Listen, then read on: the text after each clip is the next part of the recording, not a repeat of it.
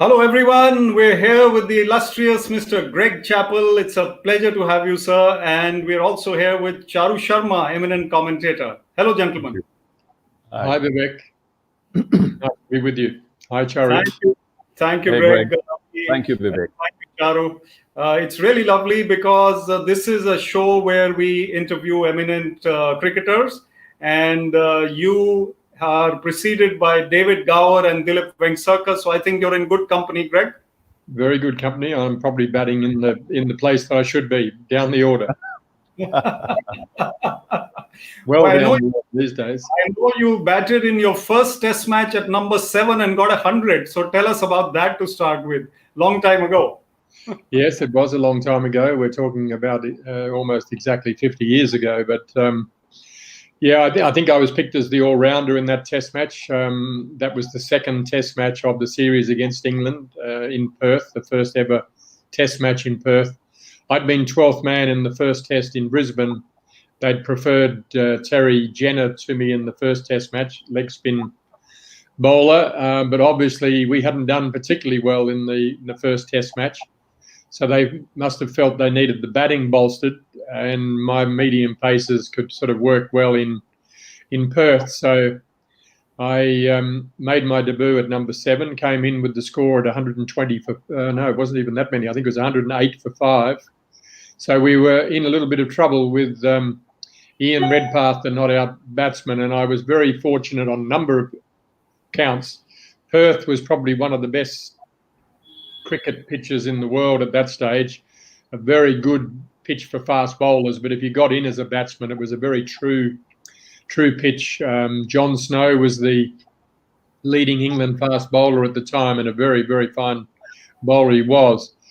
It took me 47 minutes to get off the mark. It didn't seem that long to me, but my family and friends who were watching said it was a very long time.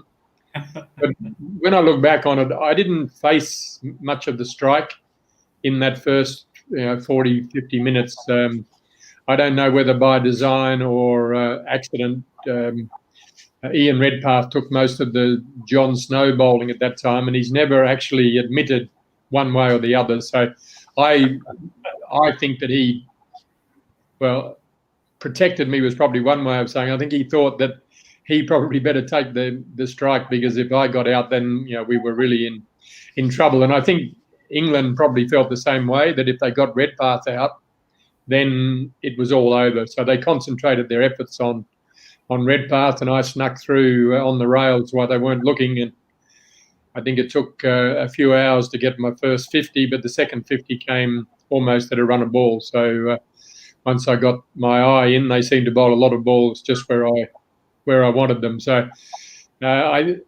I've often said to anyone who wants to listen, pretty much, that your first test match is the easiest one. From then on, it gets harder. And I struggled a bit in the next few test matches. I got a 60-odd, I think, in the Sydney test match towards the end of the series.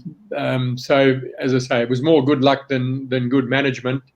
But it probably gave me a bit of breathing space, to establish myself in the team. And thankfully, it was my batting that got me through, not my bowling. I was reading on Wikipedia, Greg, that you were a leg side player initially, and that's why you weren't picked for a while to the test team. And Sir Don Bradman or some other eminent players actually advised you to change your grip or your stance. Is that true? And then you became a better player? Yes, I was very much a leg side player. I got through to first class cricket, certainly as a leg side player, with very, very few offside shots. And it was purely accidental. One day I started my career with South Australia. Sir Donald Bradman was a chairman of selectors for South Australia at the time, and used to come into the dressing room each morning for a chat to the captain and occasionally some of the senior players. He rarely spoke to the junior players, and I just happened to be in his way as he was leaving the dressing room one morning. There must have been some bats in the corner of the dressing room for some signatures, and I'd picked up one of these bats and I was shadow batting as he sort of walked past. And I don't know why, but as he went, I just said, "Good morning, Sir Donald," and he stopped and he sort of looked back and he said, "Good morning," and then he turned back and he said, pointing to my top hand grip, which was very much around the front of the handle. He said, I'd change that grip if I were you. And I said, well, that's interesting. What grip would you suggest? And he said, well, the one I use worked pretty well. And I said, what was your grip? And he said, well, you can read about it in my book, The Art of Cricket. I had a copy at home, but I said to him, well, I haven't got the book here. And I sort of pushed the bat at him, really, and said, why don't you show me? And so he showed me his grip with the two Bs straight down the back of the bat. And he said, look, you'll find that this will help you open up your offside play. He said, I've only ever given this piece of advice to one other player, and he didn't take it, and he's no longer in the team, and he walked out the door. So I thought that was a pretty good indication that maybe I should listen. So we were batting that day, and I was batting at number 5, I think. So it was going to be a little while. So Terry Jenner was in that team, so I grabbed Terry, and I got Jeff Hammond, one of our fast bowlers, who was 12th man in that game, and asked them if they would come back down to the practice net so I could try this new grip. And Sir Donald had said it probably won't feel very comfortable because you haven't used it before, but persevere. Well, it felt very comfortable to me straight away, and it was the best piece of advice that I got as an adult cricketer as far as helping my cricket. And I have no doubt that it really was the making of me as a batsman, as it opened up the offside to me. So all of a sudden I had 50% more scoring shots. Absolutely. You seem to remember it as if it was yesterday. Amazing incident in your life. You, speaking of Ian Redpath, Charu, I think, has commentated with another Ian who you seem to know very well. Charu? Yeah, well, Big Brother, Greg, this is about you. I'm sorry. I don't want to keep bringing Big Brother in all the time because, you're your own master and what have you. But just, going back to this lovely story about Don Bradman. I mean, talk about not showing your gratitude because you went on to be the first Australian to get past 6994. I mean, come on. Well, I think that was the compliment. That thank you very much, and this is what you've been able to do for me. So, yeah, I think that was more just the opportunity to play that many more games than he played, of course. But no, there's no problem with Ian being in the conversation. I've had him all my life, so I've pretty much got used to him by now. Yeah, well, listen, also, Christmas comes early sometimes, Greg, because we were both at the Chinnaswamy Stadium in Bangalore, and you were walking out after a warm-up session. I was going in, suited, booted for some interview or whatever inside the field. And I remember you saying, hey, nice tie. I'll be happy to have it once you're through with it. And I said, Greg, it's all yours. So it's still looking very good, Charu. I hope so. Well, it's bright and cheery in these times. Yes. Use that. Yeah. Well, my problem is that I've got about 695 things to ask and only about 40 or 35 minutes more, so we're in trouble already. Go ahead. But I do want to find out, did you ever have, because Aussies love it particularly, maybe the world of sports does, did you have a nickname ever? You want to share it? Oh, I think there were a few along the way, but none of them really stuck, and I'm probably fairly grateful for that because I'm not sure that any of them were that good. There was a bit of a trend around the time that I started my career of sort of finding loose connections to obscure things. And with the nickname of Chappel, there was a song around that time called Crying in the Chapel. And one of my teammates, Barry Jarman, nicknamed me Tears, as in tears in crying. And thankfully, that didn't last very long, although one or two of the members of the South Australian team around that time still use it, I think more to annoy me than anything else. In the West Indies, although you wouldn't think so, looking at the scalp these days, I had quite a head of thick curly hair, and in the West Indies, I obviously got a bit of a suntan up, and the boys nicknamed me Local over there because I looked like some of the Trinidadians who were a bit more light-skinned and curly hair and so on. But none of them, thankfully, ever stuck. So GC has probably been my nickname for as long as I can remember. Well, lucky you. We start talking about your test match career. I mean, we could take all day, but I'm going to go to one moment which is possibly, historic. It is historic. The fact that you were a part of the first ever one-dayer played. Now, we all know it was test match, rained out, and the last day left, and people said, why don't we just have a one-day match? And there you were, playing the first ever one-dayer. Your memories of that match, and did you ever think that was going to be the gold standard for the decades to come? No, I'd played a little bit of one-day cricket in England in the late 60s. I had a couple of seasons with Somerset, and in 1969 they started the John Player 40-over league, and I really enjoyed the one-day game. I mean, it gave me a chance to use my all-round skills a bit more. I mean, I was never a good enough bowler to be a regular bowler in Test cricket, but in one-day cricket I could I could play a role with the ball as well as the bat. As you rightly say, the first one-dayer was an accident. The Test match got washed out in Melbourne, so they put on I think it might have been a 60-over match, the original game. And interestingly enough, Ian was captain of Australia on that occasion, but for some reason or other, probably I think because of the alphabet, I got the number one cap for one-day cricket for Australia, being Chappel instead of Chappel. So at least I got one over him at one point. But yeah, I'd have a really fond memory of that game, of that occasion. A big crowd turned up at the MCG because they'd been they'd missed out on the Test match. So obviously they turned up in big numbers for that one-day game. And as you rightly say, it was the forebearer of what cricket was to become in the late 70s. And I really enjoyed one-day cricket, as I say, because of the opportunity to do quite a bit of bowling as well as batting.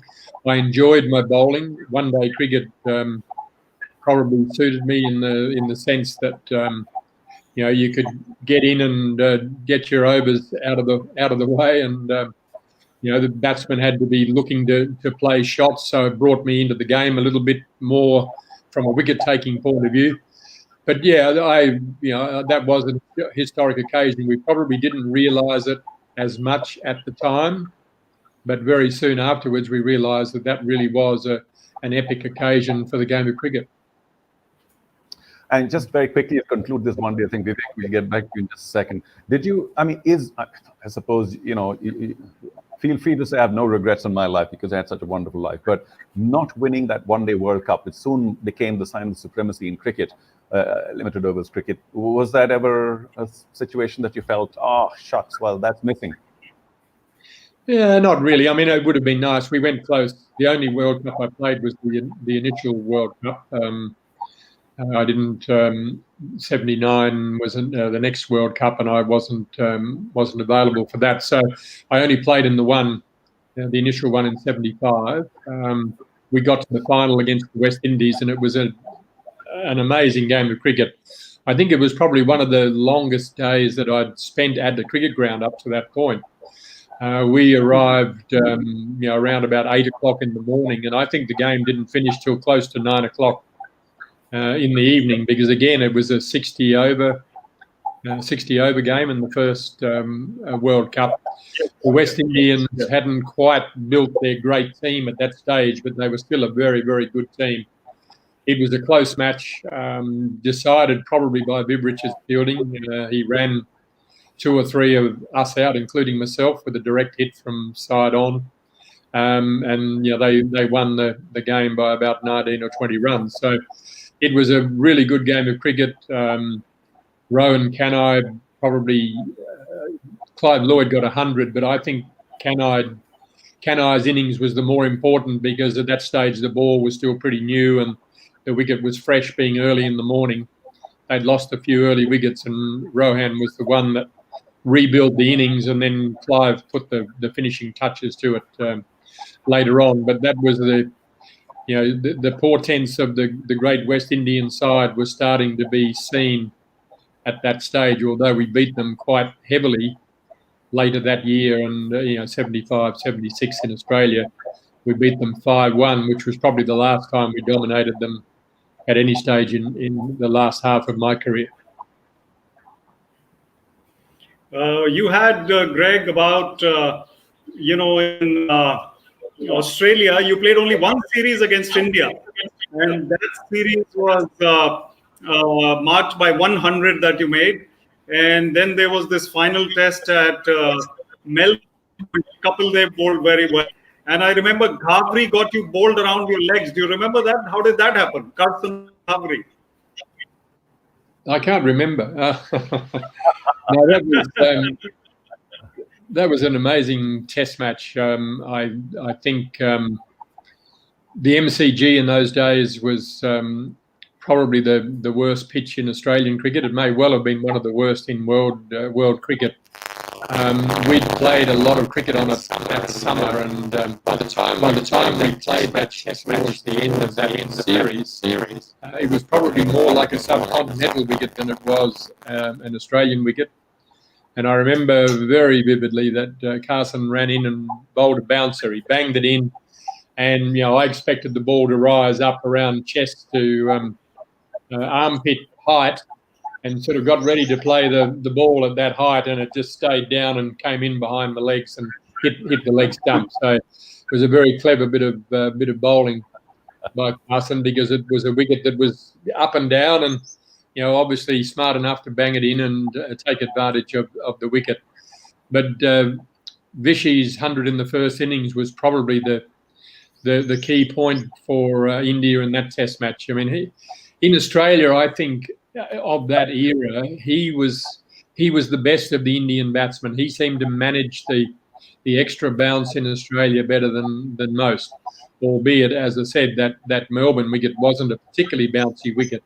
But it wasn't an easy wicket to bat on, and I have a very strong memory of his clever batting. His very wristy style of batting, very confident, very very confident player. Square cuts, flicks off the pad, very good. Hitting the ball into the gap, getting his ones, just turning the strike over, and that 100 of his in the first innings was probably the difference in the game, to be honest. Yeah, so Greg, before I hand it over to Charu again, I'll ask you one question about your coaching stint with Dhoni. MS Dhoni started playing very well in your tenure and became a finisher. So what did you think of him when you first saw him playing for India? I thought he was one of the most exciting young cricketers that I'd seen, because he was very different from anyone else. He hit balls into parts of the ground that nobody else would hit balls, and he didn't hit balls where most players would hit them. He would find a way to hit it into a most unusual position. So he was very hard to bowl to, and probably the strongest, most powerful batsman that I'd seen.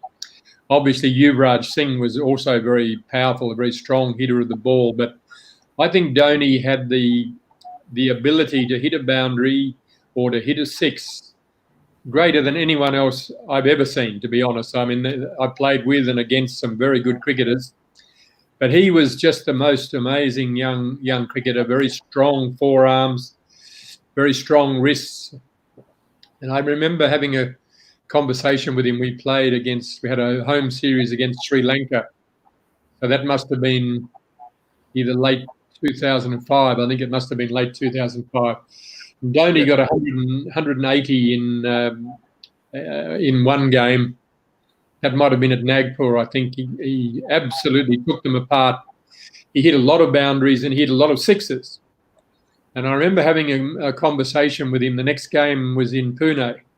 And I remember having a conversation with him about his overall ability, and that I felt that if he just went through his career, tried to hit boundaries and sixes, he may not achieve what he should achieve in cricket. And we talked about the fact that if he could learn to hit the ball on the ground as well, even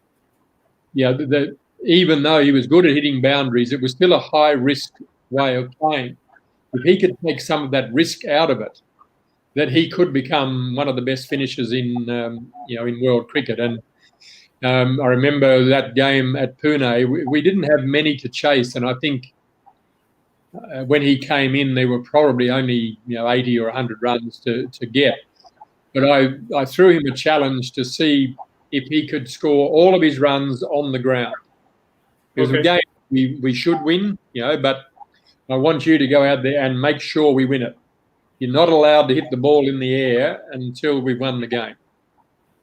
I said, somehow you've got to find the thrill in being the best finisher rather than one of the best hitters of boundaries, and maybe be remembered for one or two or three or six or a dozen of some of the great exciting innings, but you could become the best finisher the game's ever seen. And luckily he took the challenge, although I do remember midway through the innings, I think R.P. Singh was our 12th man on that occasion, and Dhoni called for gloves, and R.P. ran out with the gloves and changed over the gloves, and R.P. Singh came back to me and he said, MS wants to know if he can hit the ball in the air now. And at that stage, we still needed about 20 runs to win. And I said to R.P., you go back and tell him he can hit the ball in the air when the game is won. Well, we got to the last over, or it may not have been the last over, but got towards the end of the game, and we needed 4 to win. And he hit the biggest 6 straight back down the ground that was hit that day. And he sort of ran off, waving his bat in the air. And he ran past me and he said, "Is that all right, Coach?" And I said, "That's fine, MS." But he was a great pleasure to work with. He had a great personality, great skill. I still think, he wasn't. He's a little bit like Adam Gilchrist. They probably didn't look natural as wicket keepers, but they both had magnificent hands, really, really safe hands. And Dhoni turned himself into a wonderful wicketkeeper, and as you know, one of the great finishers in one-day cricket. This question actually came from Pratyush and Rahul, who are viewers, so that's why I asked you. Over to you, Charu, for the rest of yours. Well, thank you. Yeah, Greg. I have 15 other things to touch upon, but since you've touched upon Indian cricket, and of course during that phase you could write perhaps 4 books on your contribution and in your time, life and times in India at that stage. But I mean, if you want to do a little macro touch about what it all meant for you, because you've taken a big leap coaching the Indian team, and just your overall thoughts on what happened to your coaching career thereafter. And I'm also personally interested in finding out whether, because it wasn't eventually the brightest phase of your life, if I can call it that, did it reduce your connection and if I can, love is not the word, but your connection with India, its people, and the Indian cricket world? No, it didn't. I mean, it's still a period that my wife and I look back on with great fondness. It was a wonderful opportunity for us, wonderful opportunity for me as a coach. I'd been coaching in Australia at the domestic level, and I enjoyed it. I probably enjoyed it more than I thought I could enjoy coaching. It was, nothing can replace playing the game, but coaching probably was as close to playing as one could get.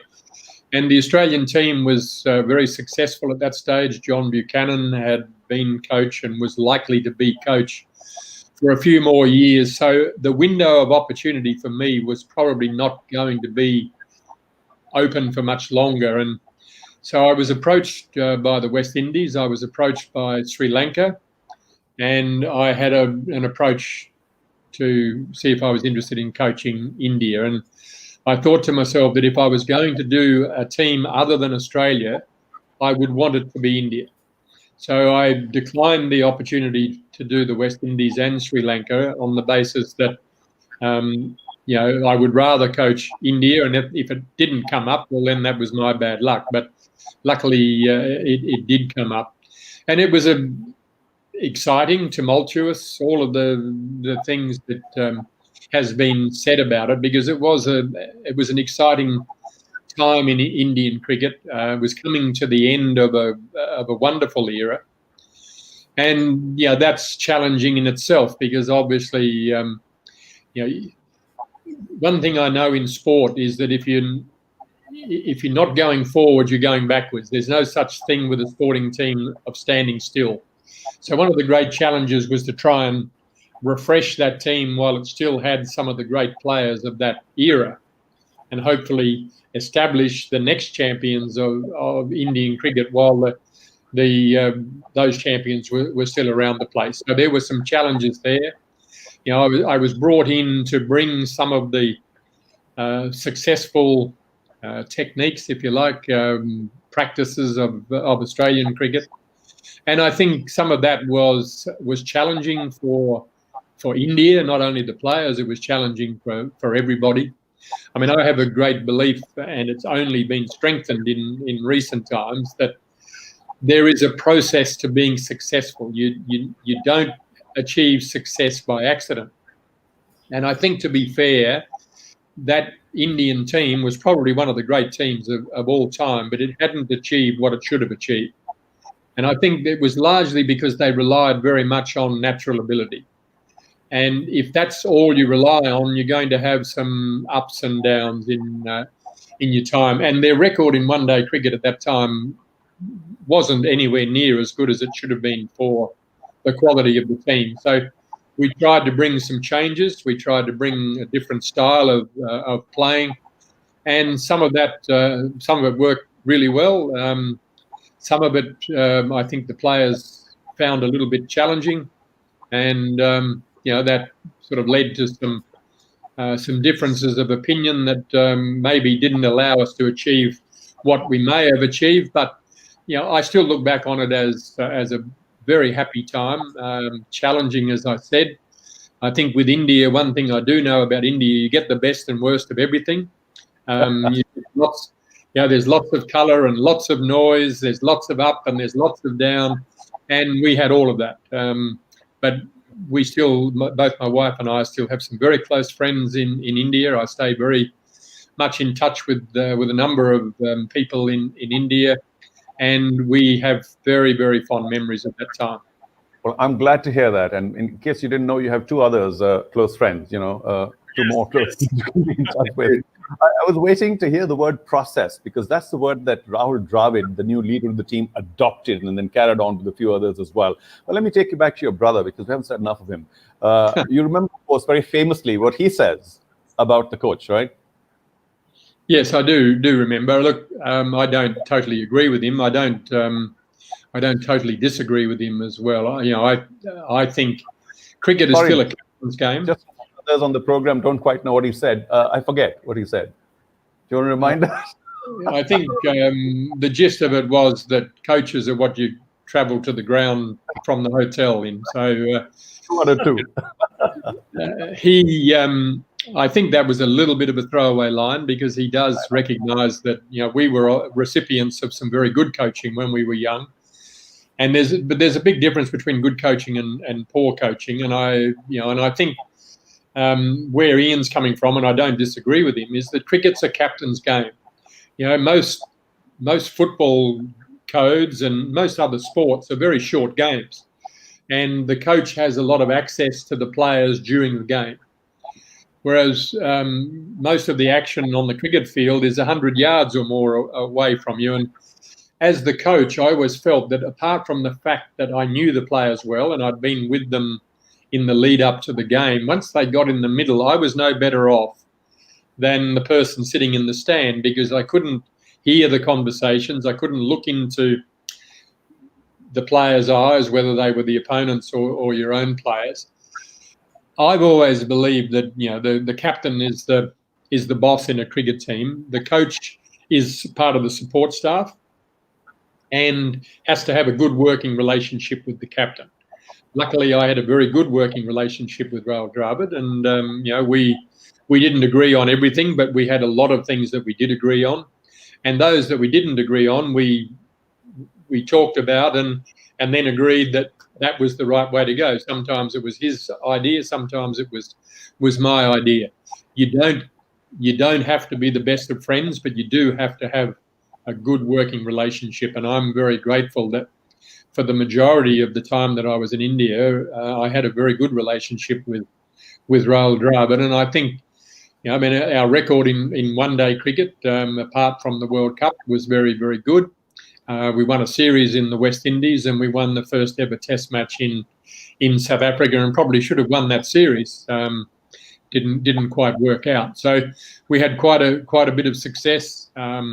But one of the problems for coaching, and when you touched on what happened with my coaching after that, I mean, I came back to Australia after a stint in Rajasthan. I came back to Australia and was the head coach at the Cricket Australia Centre of Excellence, as it was in those days. And I worked with all of our emerging players, most of whom are now playing for Australia through that period. And that was probably as rewarding as any time in my cricket career, because I think you have a lot more say in what happens. I think as a national coach, there's a lot of things out of your control.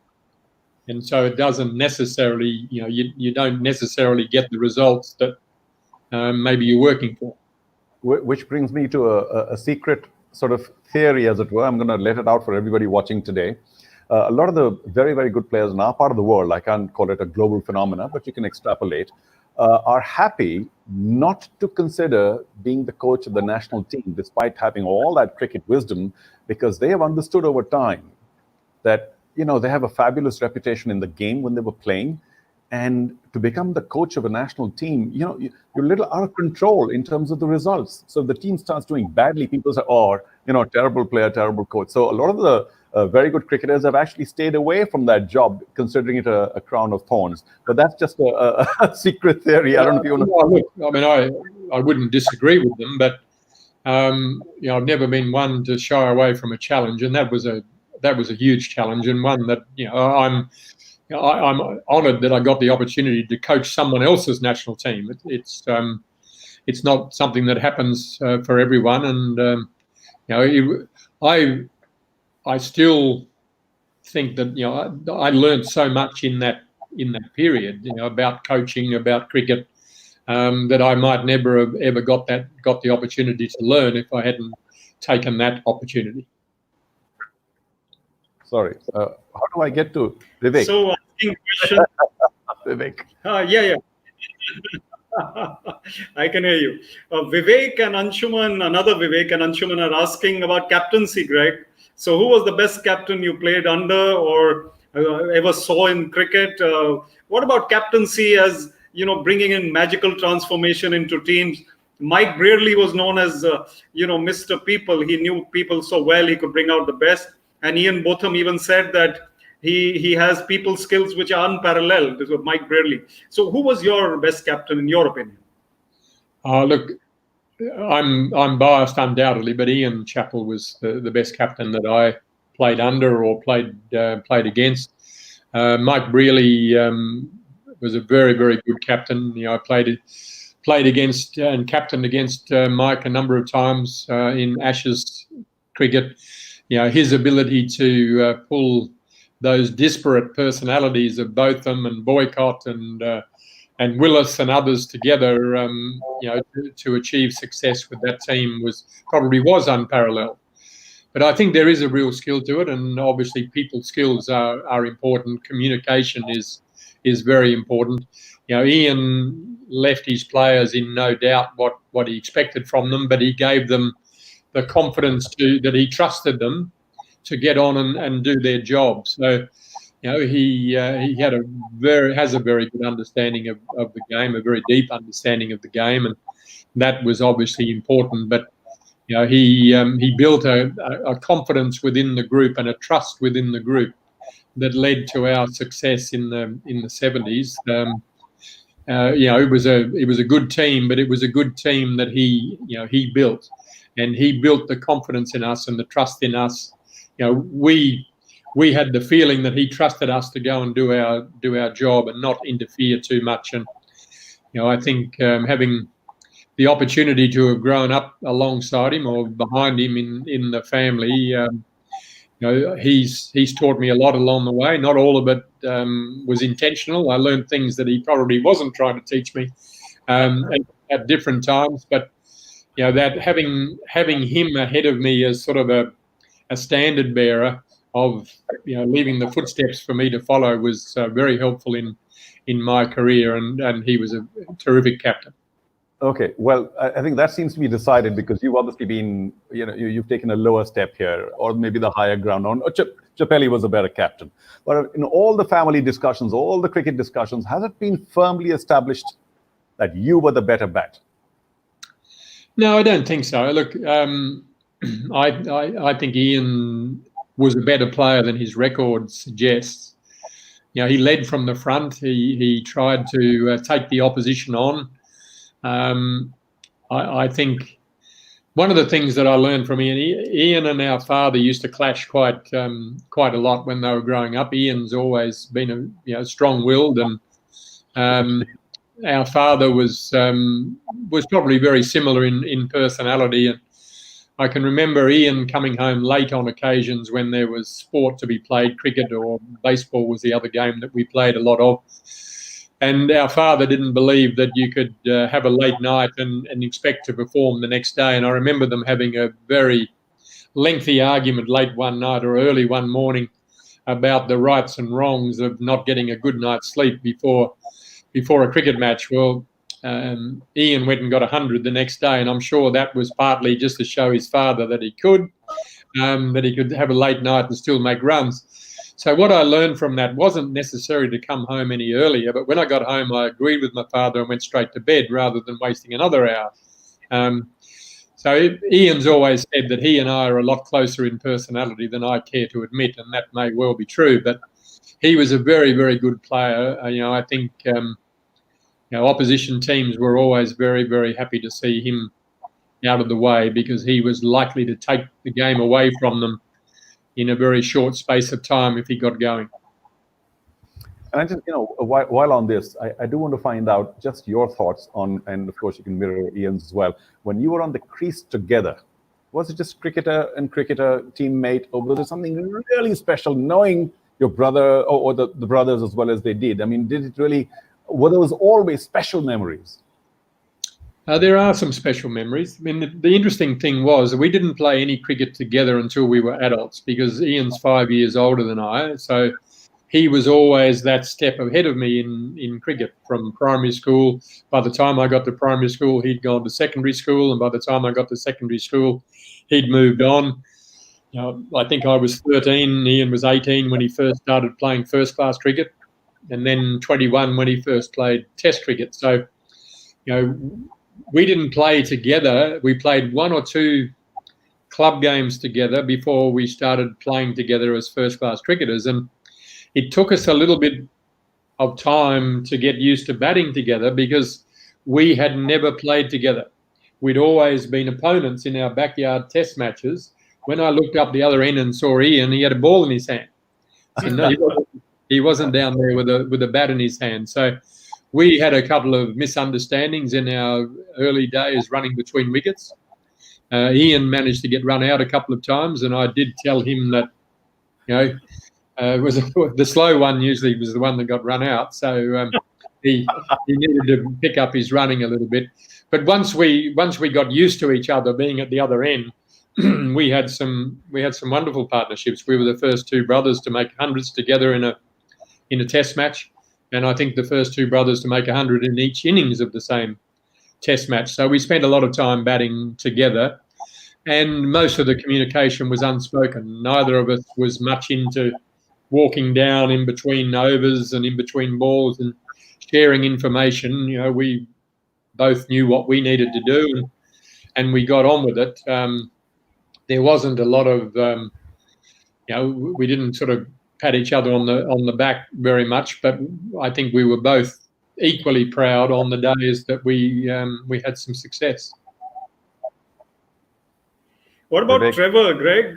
Trevor would come into fame only because of one ball, but how good a player was he? I mean, how good a player is Trevor? And Charu wants to add to my question. I just want to label it the ball that reverberated around the world. That's it. Look, Trevor was a very good cricketer. I think his was the hardest road of the three of us. I mean, Ian had clear air at the front, and he just went off and did what he did. I followed in his wake. Ian, by the time I started playing Test cricket, Ian was still establishing himself as a Test cricketer. He hadn't really established himself at that stage. By the time Trevor came along, we were both established Test cricketers and doing well. I think it was much tougher. The expectations on him coming up. He was a very good baseball player. He was a very good Australian rules football player. And I said to him many years ago, you had the opportunity to go and make a name for yourself somewhere else. Why didn't you do it? And he said, because I love playing cricket. And I admired him for that. It would have been easier for him to walk away and do something else. The expectations on him as the third brother were huge. He didn't have the advantage that Ian and I had both had. We all went to the same school. Trevor's nearly 5 years younger than me, so 10 years behind Ian. We all went to the same secondary school in Adelaide, all at different times. At the time when Ian and I went through the school, the first 11 played in the men's B grade competition. So from 14 years of age, we were playing against men, getting bounces and, getting a bit of verbal from adults while we were still kids, really. By the time Trevor came to the school, that had stopped and they were just playing in the school's competition. And he missed out on a vital development phase in his cricket. And I have a belief that was a critical period that he missed in his development that maybe cost him quite a bit. He also had a couple of serious accidents. One, a fielding accident in cricket where he was going for a high ball in the outfield and the fielder coming the other way. They clashed heads. A little bit, you might remember the Steve Waugh and Gillespie accident. It was very similar to that, only the other fellow's head hit Trevor in the face right on the bridge of his nose, and the doctor said they were the worst injuries he'd seen outside of a car accident. He was 21 years of age, and I think it took him quite a few years to overcome that injury.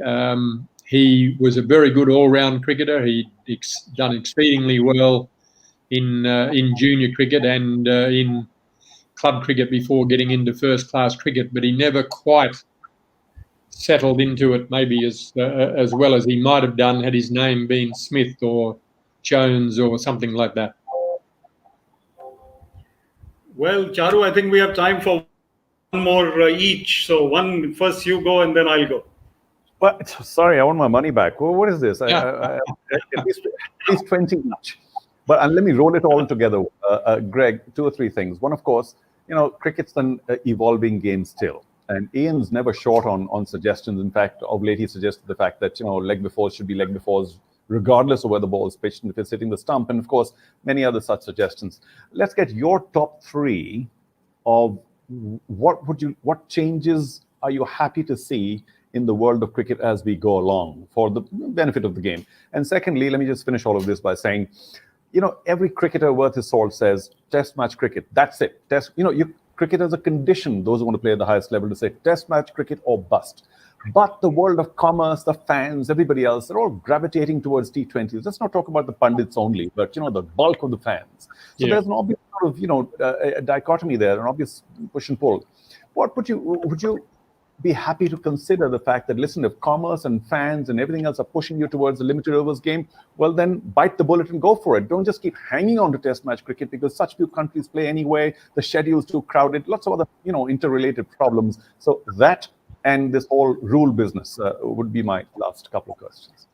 Yeah, look, I think the market will decide what happens with test cricket. I think most players that I've spoken to in recent times claim that they still want to play test cricket. They still see it as the ultimate test of their cricketing ability. But one of the challenges for the game, and this period that we're going through now, will affect the money flow in cricket for a while. I know how much money Cricket Australia spends on developing players, and there aren't many countries in the world that can do that. India can, England can, but most of the other countries find it really hard to spend that sort of money on developing cricketers to be good test cricketers. So I think test cricket is under challenge like never before. 20 over cricket is obviously easier to to sell to the general public and to television. I think as long as I'm alive, Test cricket will be around. Certainly between Australia and England, I think we've got a history of 133 years of Test cricket between Australia and England, but very few other countries have got that sort of history. So, I think whilst Kohli is around in India, India will still prioritise Test cricket. I think he's a lover of Test cricket, and that's important. I think if India ever gives up on Test cricket, that will be the death knell. I don't think that many others will carry Test cricket if India is not prepared to play Test cricket. So I think that's going to be the biggest challenge. It really will be up to the players. If they want to play Test cricket, they'll fight for it. If they're not too fussed about it, they might take the easier option of limited overs cricket and particularly 20 over cricket. I don't think I could have been satisfied with just 20 over cricket or even 50 over cricket. I loved 50 over cricket, and I'm sure I would have enjoyed playing 20 over cricket, but it wouldn't have satisfied me like Test cricket did. I played cricket because of Test cricket. I grew up with only one format, so that was all I dreamt of playing. But that pitting yourself against the opposition, the best that they could throw at you over a 5-day Test match is much more demanding physically, mentally and emotionally than one-day cricket or 20 over cricket could ever be. So, I would have found it very difficult just to play 20 over cricket and 50 over cricket. I don't think I would have got the same satisfaction that I did out of Test cricket, but it's a different era. Players are growing up with this sort of format, and they may well drive it that way, and the administration might find it easier to fit everything in. I would have loved to have seen the Test the championship that has been talked about for a long time. I would love to have seen that come in some years ago, because that may have been something to keep Test cricket going and to make each Test series a little bit more meaningful, because there wouldn't be dead rubbers then, because they would still be counting towards the championship. But this hiatus that we're going through now has probably set that championship back a bit further. I'd agree with Ian. Even as a batsman, I think I'd still agree with if you're hit on the pads and the ball would have hit the stumps, then I think you should be out. And it would certainly take out defensive batting a lot more. I still think one of the great batting performances that I've witnessed over the years was Sachin Tendulkar against Warne in India, where Sachin decided that he was going to fight fire with fire and attack Warne bowling at his leg stump. And I think that the creative players would find a way, and it would probably keep the game ticking over a little bit faster. One last thought, Greg, on a young batsman. How should he prepare himself for his career? I mean, you were the exponent of the V. You used to play in the V so much, and these guys have to play airy-fairy and cross-batted shots. So it's a batsman's game. How should a young player prepare himself for his future? Yeah, it's a good question. It's something that I've had asked of me a lot. Over the last 12 years or so, I've been involved in youth cricket and development programs here in Australian cricket. The playing in the V has been misrepresented to some degree. I thought about hitting the ball in the V, but then that was more to keep my mind and my body in a neutral position so that I was ready to hit the ball in any direction. I think the great challenge and the thing that young batsmen have to learn is to be able to respond to each ball that is bowled to them appropriately. Now, that can change with formats, it can change with conditions, it can change with the situation of the game. I mean, if the opposition team put all the fielders on the leg side and obviously, and bowl outside the leg stump, then you've got to find a way to hit the ball on the offside. So, when I say react appropriately, it's to, hit the ball to where it should be hit. I mean, Don Bradman was the best batsman at hitting the ball where the fielders weren't. And the best players of each era basically have that ability. I mean, Virat Kohli, you can bowl the same ball 3 times in a row, same length, same line, and he's likely to hit it into 3 different places. And I think that's the great skill, and all of the best players through the history of the game have had that ability. I think it's important to develop your mental skills. I don't think that's talked about enough in development programs. There's a lot of talk about technique and hitting balls and bowling balls for the sake of hitting them and bowling them. But for me, training is about training for purpose. There has to be a reason behind what you're doing. And if you're a young batsman, I think you need, and I've had a belief in Australian cricket over the last 12 years, that we should be developing players for all formats. But I think you need a solid foundation for the long format, which you can then take into the shorter formats. I'm not convinced it works the other way, where you can learn all the fancy tricks. And I mean, I see young kids coming through our programs, and I see young kids in the park playing, and they all want to play the reverse sweep and the ramp shots and all of that stuff, and that's terrific. But if you do get in, even in a 50-over game, if you get into a game where there's a bit of movement, the ball swings or the ball moves around a little bit, the ramp shot and the reverse sweep probably aren't going to allow you to survive and prosper. So I think it's important as a coach to help players develop as wide a range of skills as possible, and they will find their own best level. Very straight. And Charu, it's been enjoyable. I think Greg has to be thanked for being a part of our Playwrite conversation. Greg Chappel, it's been lovely to have you here. And there are lots of followers whom you have in India, and many of them have joined today. We shall keep playing this and distributing this video on YouTube throughout the country. And I'm sure a lot of people will learn a lot from you. Thank you. It's been a pleasure. And Charu, a last comment? Well, just to say that, GC, thank you so much for your time. And the best part about the program, apart from your memories, is the fact that I'm left wanting more, much more. So maybe another time. Thank you, GC. I'll be a pleasure to do it again. Thanks, Vivek, for the invitation. And thank you to all of my friends in India. It's always a pleasure to be in touch and to be remembered and reminded of some of the great times we had there. Thank you. And thank you, Vivek. gentlemen. Thank you. Thanks, Charu. Bye.